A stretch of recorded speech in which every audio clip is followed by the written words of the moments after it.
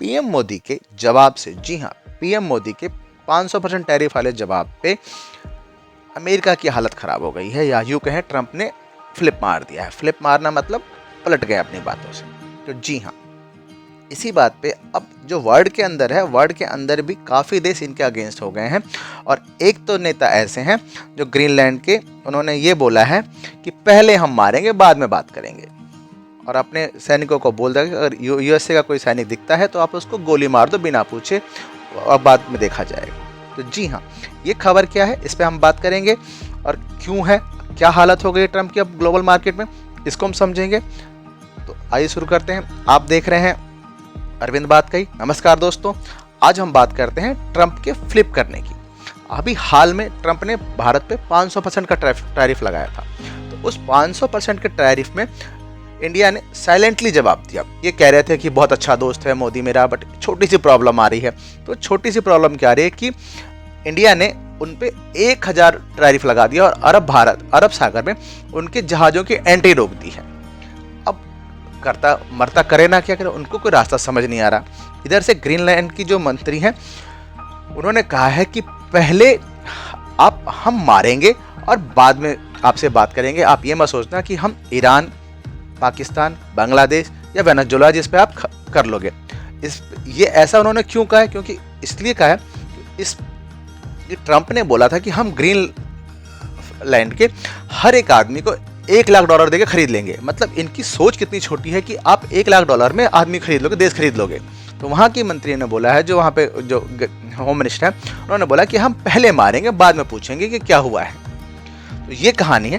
Trump की अब हालत ग्लोबली इतनी खराब हो गई है क्यों, इन्हें यही लगता था कि इंडिया भी एक छोटा सा वही देश है जो सांप सपेरों का देश, इनकी अपनी सोच थी कि सांप सपेरों का देश है, बीन बजाने वालों का देश है, ये तो अब होगा नहीं। पर ये शायद ये भूल गए थे कि अब वो भारत है जो घर में घुस के ठोकता है। ठोकता भी ऐसा है कि आपको कई सालों तक दर्द रहता है उसका। तो ये चीज़ है। दूसरा, एक जो ग्रीनलैंड के जो मंत्री हैं, डेनमार्क के सांसद हैं, उनका नाम है